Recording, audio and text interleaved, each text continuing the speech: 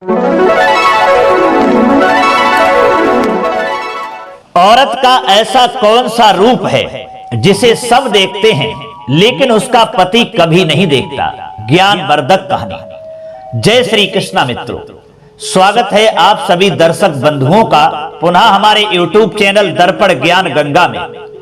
प्रिय दोस्तों, आज इस वीडियो में लेकर के आए हैं बहुत ही सुंदर जानकारी, जिसमें हम आज चर्चा करेंगे कि औरत का ऐसा कौन सा रूप है जिसे सब देखते हैं लेकिन उसका पति कभी नहीं देखता। दोस्तों, ये वीडियो बहुत ही अच्छी जानकारी आपके लिए देकर के जाएगी। आइए एक कहानी के माध्यम से आपको समझाते हैं कि औरत का ऐसा कौन सा रूप होता है जो दुनिया के समाज के सब लोग उसे देखते हैं, उस रूप के लिए निरखते हैं, लेकिन उसका पति कभी नहीं देखता। कहानी बहुत ही ज्ञानवर्धक और शिक्षाप्रद है। आपसे निवेदन है कि हमारी इस कहानी को जरूर सुनें और वीडियो को स्किप करके आगे ना बढ़ाएं।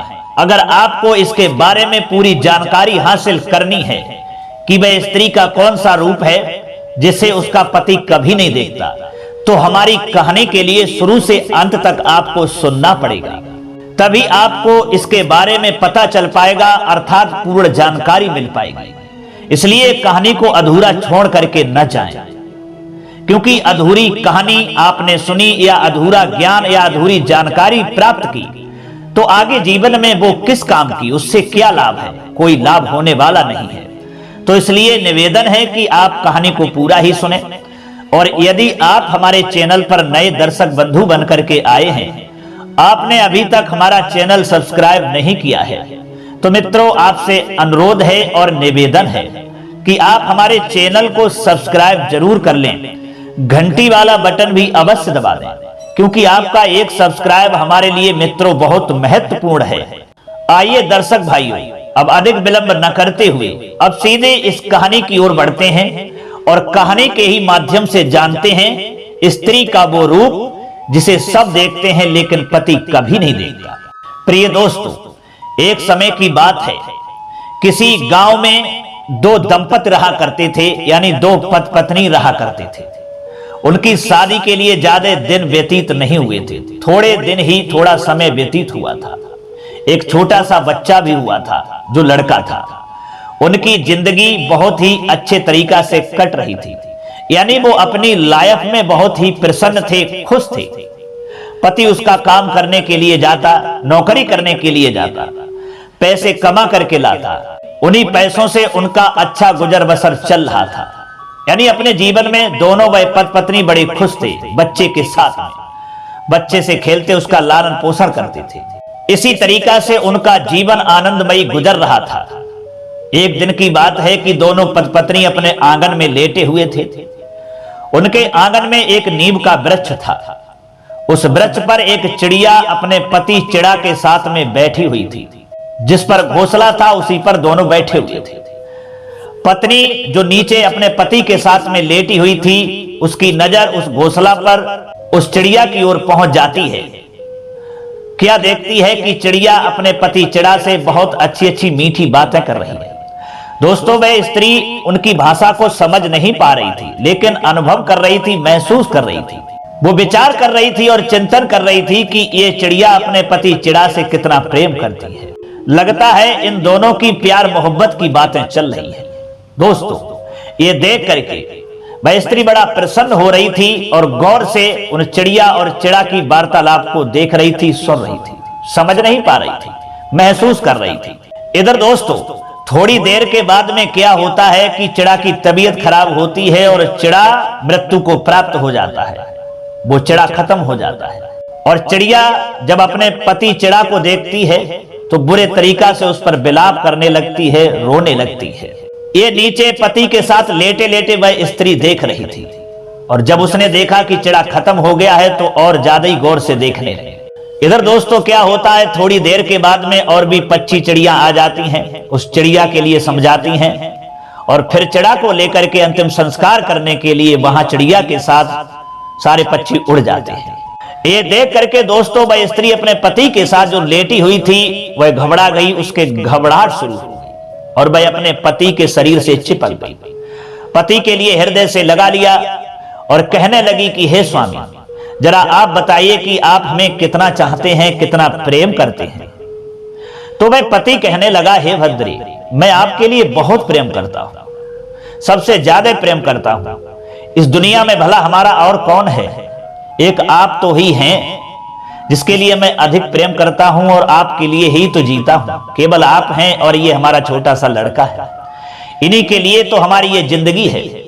तुम्हारे लिए और बच्चे के लिए ही तो मैं जी रहा हूं और इतनी मेहनत कर रहा हूं। दोस्तों, वह पति कहने लगा, आप ऐसी बातें क्यों कर रही हैं? आपका इतना दिल क्यों धड़क रहा है? ये दिल आपका धक धक ज्यादा कर रहा है, दिल की गति ज्यादा बढ़ गई है। क्या बात है? आप घबराई सी मालूम पड़ रही हो। बात क्या है? परेशानी क्या है? तो दोस्तों, वह स्त्री अपने पति से कहती है कि हे प्राणनाथ, अभी अभी मैंने जो आंगन में नीम का वृक्ष खड़ा है उस पर घोंसला है चिड़िया का, और वो चिड़िया अपने पति चिड़ा के साथ में प्रेम से बातें कर रही थी। अचानक उस चिड़ा की मौत हो गई और वो चिड़िया विलाप करती हुई और पक्षियों के साथ में अपने पति चिड़ा का संस्कार करने के लिए यहां से चली गई है। और ये देख करके हमारे अंदर घबराहट बन गई है कि हे ईश्वर, वह चिड़िया तो विधवा हो गई, उसका सहारा इस दुनिया से चला गया। इसी बात को सोच करके हमारे अंदर घबराहट शुरू हो गई। दोस्तों, अपनी स्त्री की बात को सुनकर के तब पति ने समझाया कि हे प्यारी, आप इतना क्यों परेशान हो रही हैं? समय से पहले किसी की मृत्यु नहीं हो सकती। जिसको राखे साइयां मार सके ना कोई। अगर परमात्मा जिसकी रक्षा करता है उसे भला मारने वाला इस दुनिया में कोई नहीं है। और जिसका समय नहीं है तो उसे कोई मार नहीं सकता, और जिसका अगर समय है तो उसे कोई बचा नहीं सकता। आप क्यों परेशान हो रही हैं? क्यों घबरा रही हैं? अपने अंदर धैर्य को धारण करें और आप परेशान ना हो। समय से पहले हमारा कुछ नहीं होने वाला है। दोस्तों, अपनी स्त्री के लिए सांत्वना दी और बड़े अच्छे तरीका से उसे समझाया और उसको धैर्य धारण करवाया। दोस्तों, उसके बाद में फिर खुशी खुशी वह पति पत्नी रहने लगते हैं। पति रोजाना की तरह अपनी नौकरी पर चला जाता है। धीरे धीरे समय व्यतीत हुआ। एक दिन होनहार की बात, कहते हैं ना कि होनी बहुत बड़ी बलवान होती है। पति उसका नौकरी पर ड्यूटी करने के लिए जा रहा था। अचानक उसकी रास्ता में दुर्घटना हो गई, एक्सीडेंट हो गया और वह तुरंत ही मौके पर मृत्यु को प्राप्त हो गया।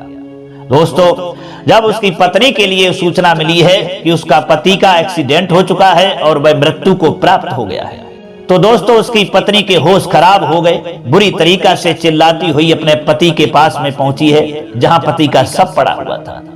लिपट करके अपने पति के शव से रोने लगी, विलाप करने लगी, रोते रोते पागल हो गई और कहने लगी कि हे प्राणनाथ, हे स्वामी, आप हमारे लिए अधभर में ही छोड़ करके चले गए। हमें इसी बात का डर था उस दिन, इसी बात का भय था जिस दिन हमने आपसे कहा था कि वो चिड़िया विधवा हो गई, कहीं हमारे साथ ईश्वर मत करना। आज वही दिन हमारे सामने आ गया है जो आप हमें अधबर में ही छोड़ करके इस दुनिया से चले गए। हे स्वामी, आप ही बताइए कि संसार में पति के बिना स्त्री की क्या पत है? कोई इज्जत नहीं है। कहते हैं कि जब तक स्त्री का पति जीवित है तब तक ही संसार में उसकी इज्जत है, उसकी वैल्यू है और उसकी पूंछ है। और जिस स्त्री का अगर पति इस दुनिया में नहीं रहा तो वह समाज में किस तरीका से जिएगी, किस तरीका से निकलेगी? क्योंकि समाज उसके लिए नकारात्मक दृष्टि से देखने लगता है। उसके लिए जगह जगह पर, मोड़ मोड़ पर दुखों से भरे ताने सुनने के लिए मिलते हैं, जिससे वह उन तानों को सुनकर के ना तो जी ही सकती है और ना ही मर ही सकती है। हे स्वामी, आपके बगैर इस दुनिया में मेरा क्या होगा? मैं क्या करूं, क्या ना करूं? मैं भी तुम्हारे बगैर जीवित नहीं रह पाऊंगी। मैं भी मर जाऊंगी और तुम्हारे साथ ही स्वामी मैं आ रही हूं। दोस्तों, इस तरीका से वो अपने पति की लैस पर विलाप कर रही है तो देखने वालों के आंखों से आंसू गिरने लगे। लोगों ने और कुछ स्त्रियां थीं, उन्होंने उसके लिए समझाया और कहा कि बेटी, आप परेशान क्यों हो रही हैं? आपके पति का साथ इतने दिनों का ही था जो आपको छोड़ करके ये चला गया। भगवान की मार के आगे कोई बचा नहीं है।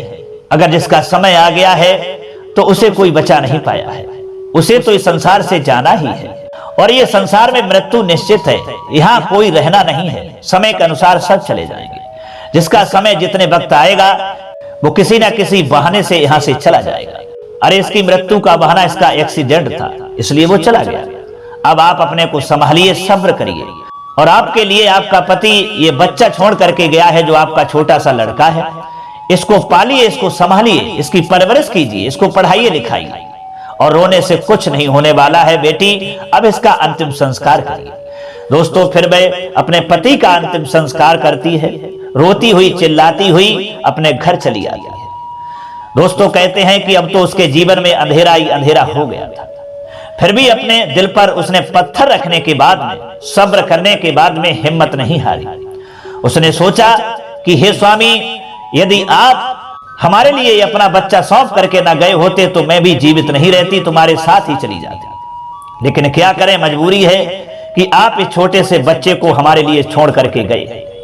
मैं इसको पढ़ाऊंगी, लिखाऊंगी और इसको कामयाब बनाऊंगी, चाहे कुछ भी हो जाए, चाहे कितनी भी हमें मेहनत क्यों ना करनी पड़े, कुछ भी करना पड़े, लेकिन हम मेहनत करके इसको पढ़ाऊंगी, लिखाऊंगी। दोस्तों, ये विचार बनाने के बाद में अब वह घर घर जाकर के नौकरी करने लगी, झाड़ू पोछा करने लगी, बर्तनों को धोने लगी, और घर घर जाकर के ये नौकरी करती है और अपने बच्चे को पालती है।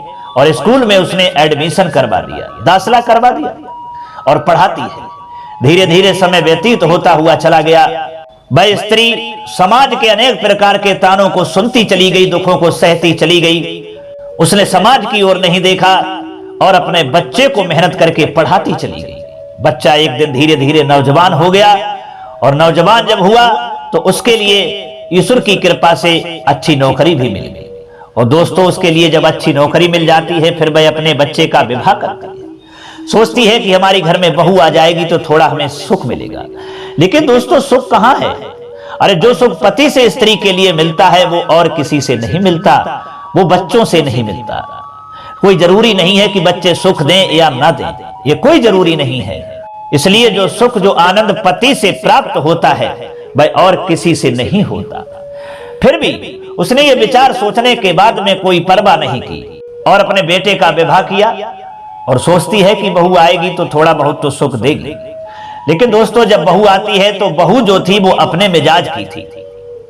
उसने अपनी सासू की ओर कोई ध्यान नहीं दिया।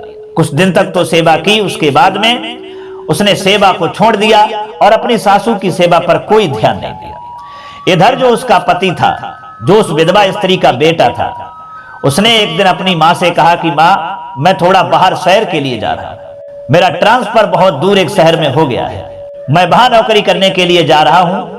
आप अपनी बहू के साथ में अच्छे तरीका से रहना, अगर कोई परेशानी हो तो चिट्ठी के द्वारा सूचना भेज देना। दोस्तों, अपनी मां से आज्ञा लेने के बाद में वह जो था बहुत दूर शहर में नौकरी करने के लिए चला जाता है।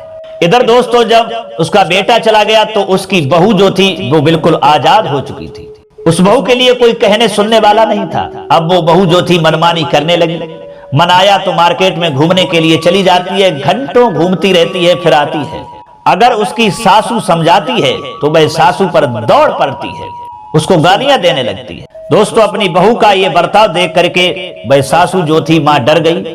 उसने विचार किया और सोचा, अगर मैंने इसे समझाने के लिए अधिक प्रयास किया तो ये हमारी बेइज्जती कर देगी, हमारे ऊपर हाथ उठा देगी। दोस्तों, उसने फिर उसे समझाना भी बंद कर दिया। अब वे दोस्तों बात बात पर अपनी सासू मां के लिए दुख देने लगे, घर का सारा काम काज करवाने लगे। बेचारी डर की वजह से वो बूढ़ी मां घर में काम करती है और बहू आजाद बन करके रह रही है, आजादी से घूम रही है। बहू के लिए अपनी सासू के बारे में कोई ध्यान नहीं। लेकिन वह मां डर की वजह से सोचती है, कहीं अगर हमने इससे जबरदस्ती की या अधिक समझाया तो ये घर छोड़ करके न चली जाए। बेटा भी हमारा बाहर नौकरी करने के लिए गया है, मैं वैसे भी विधवा हूं, मैंने हजारों दुख झेले हैं। जब समाज के ताने सुनती हूं, समाज की गालियां सुनती हूं, तो अपनी बहू के भी ताने गालियां सुन लूंगी, इसमें क्या परेशानी है। दोस्तों, ये सोचने के बाद में वह मां घर का सारा कामकाज करने लगती है और बहू आजाद की जिंदगी जीने लगती है। और फिर भी वह बहू अपनी मां को परेशानियां ही देती रही। धीरे धीरे वह मां चिंता में पड़ती चली गई और उसका शरीर कुम्हलाता हुआ चला गया। कुछ महीनों के बाद में जब उस मां का बेटा लौट करके आता है और सबसे पहले अपनी मां के पास में गया, मां के पैर छुए और मां की जब हालत को देखा तो मां से पूछा, मां क्या बात है? अरे जैसा हम तुम्हारे लिए छोड़ करके गया था, तुम्हारी ये हालत किसने की? तुम इतनी थक गई हो, इतनी कमजोर हो गई हो, तुम्हारा चेहरा पीला पड़ गया है, क्या बात है, हमें सच सच बताओ। लेकिन दोस्तों वह मां बताना नहीं चाहती थी। वह ये चाहती थी कि हमारे बताने से हमारे बेटे और बहू में कहीं लड़ाई ना हो जाए, कहीं झगड़ा ना हो जाए। दोस्तों जब बेटा ने अपनी सौगंध दी है तब उस मां ने सारी बात बताई है कि बहू हमें इस तरीका से कष्ट देती है, दुख देती है, हमारी बात को नहीं मानती है।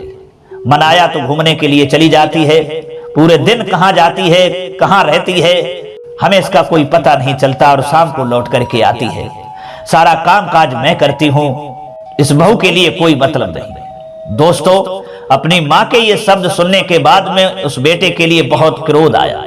अपनी पत्नी के पास में गया और समझाया, क्या तुम्हारा यही बर्ताव हमारी मां के साथ में होगा? क्या तुम हमारी मां के लिए इसी तरीका से इतने दिनों तक परेशान करती रही, दुख देती रही? तुम्हें शर्म आनी चाहिए। अरे मां तो मां होती है, हम तुम्हारी मां के लिए अपनी मां जैसा ही समझता हूं, लेकिन तुम हमारी मां को मां नहीं समझती हो, परेशान करती हो, दुख देती हो। दोस्तों अपने पति के शब्द सुनने के बाद अब वह आग बबूला होकर के कहने लगे, एक बात आप कान खोल करके सुन लीजिए, या तो आपकी इस घर में मां रहेगी या फिर मैं रहूंगी। दोस्तों अपनी पत्नी की यह बात सुनने के बाद में उस मां का बेटा कहने लगा, खबरदार अगर हमारी मां के बारे में कोई और शब्द कहा तुम्हारी जबान खींच लूंगा। अगर तुम्हें घर में रहना है तो इज्जत से रहना होगा, हमारी मां की सेवा करनी होगी, और नहीं रहना है तो अभी निकल जाओ। दोस्तों अपने पति के ये शब्द सुनने के बाद में वो कहने लगी, क्या आप हमें अपने घर से निकालना चाहते हैं? जवाब दिया, बिल्कुल। जिस घर में हमारी मां की इज्जत नहीं है उस घर में हमें ऐसी पत्नी की कोई जरूरत नहीं है, निश्चिंत होकर के आप चली जाइए। दोस्तों वह रोती हुई अपने मायके में पहुंची है और जाकर के सारी बात अपने माता पिता के लिए बताई है। तो पिता बड़ा ही खुश हुआ। वह बेटी कहने लगी, हमारे पति ने हमें वहां से निकाल दिया, आप हंस रहे हो। दोस्तों तब पिता कहने लगा, अरे बेटी तुम पागल हो, धन्य है ऐसा हमारा दामाद, धन्य है ऐसा लड़का जो तुम्हें पति के रूप में प्राप्त हुआ, जो अपनी मां के लिए इतना प्रेम करता है, इतना प्यार करता है, वो अपनी मां के लिए पूछता है, सेवा करता है, और तुम्हारी मां के लिए भी इज्जत देता है, तुम्हारी मां को मां ही समझता है। लेकिन तुम उसकी मां को मां नहीं समझती हो। बेटा बेटी का घर उसकी ससुराल होता है, और जो ससुराल में नहीं रहती है तो उसकी कहीं भी इज्जत नहीं है। अरे आज हम जीवित हैं, कल हमारी मृत्यु हो जाए तो तुम्हें कौन देखेगा? तुम्हारे भाई जो हैं ये कोई जरूरी नहीं है कि तुम्हें पूछें या ना पूछें, तुम्हारी इज्जत करें या बेइज्जती करें। इसलिए बेटा तुम्हारा घर तुम्हारी ससुराल है, तुम्हारा पति तुम्हें देवता के रूप में मिला है जो मां की पूजा करता है। इसलिए जाओ अपनी सासू मां की इज्जत करो, उनकी पूजा करो, सेवा करो, और अपने पति की सेवा करो, इसी में तुम्हारा कल्याण है। और अगर बेटा ऐसा नहीं किया तो इस घर में तुम्हारे लिए कोई जगह नहीं है। हमें ऐसी बेटी की, ऐसी संतान की कोई आवश्यकता नहीं है जिसके अंदर अच्छे संस्कार ना हो, जो अपने बड़े बूढ़ों की सेवा ना करे, उनकी बेइज्जती करे। हमें ऐसी संतान की कोई जरूरत नहीं है, चाहे वो हमारा बेटा हो चाहे बेटी हो। दोस्तों अपने पिता के ये शब्द सुनने के बाद में फिर उस बेटी की आंखें खुल जाती हैं, अपने माता पिता से क्षमा मांगती है और वहां से सीधे अपने ससुराल में आती है और अपने पति के चरणों में गिर जाती है और उनसे क्षमा मांगती है।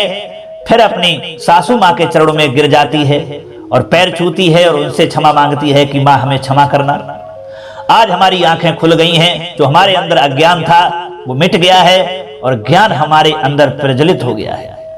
आज के बाद मां हम आपके लिए कोई कष्ट नहीं दूंगी, कोई दुख नहीं दूंगी, आपकी बहुत सेवा करूंगा। दोस्तों इस तरीका से अपनी बहू की बातें सुनकर के वो मां अपनी बहू के लिए छाती से लगा लेती है और कहती है कि ठीक है बेटा, सुबह का भूला हुआ अगर शाम को घर वापस आ जाए तो उसे भूला नहीं कहते। फिर दोस्तों वह मां अपने बेटा और बहू के साथ में अच्छी तरीका से जीने लगती है। तो दोस्तों ये थी कहानी एक उस विधवा स्त्री की। अब तो शायद दोस्तों आप समझ ही गए होंगे इस कहानी के माध्यम से कि औरत का ऐसा कौन सा रूप है जिसे सब देखते हैं लेकिन उसका पति कभी नहीं देखता। अगर नहीं समझे हैं प्रिय दोस्तों तो आइए हम समझाते हैं। तो दोस्तों ये वही रूप है जो उस मां का रूप है। एक स्त्री का विधवापन ही है जिसके लिए सारा संसार देखता है लेकिन उसका पति नहीं देखता, क्योंकि पति जब इस दुनिया में नहीं रहता है तभी वह स्त्री विधवा हो जाती है और फिर उस विधवा के लिए समाज ही देखता है। पति तो चला जाता है तो पति कभी नहीं देखता है। तो दोस्तों एक विधवा का रूप ही है जिसके लिए समाज देखता है परंतु उसका पति कभी नहीं देखता है, जो हमने इस कहानी के माध्यम से आपको समझाया है और बताने का प्रयास किया है।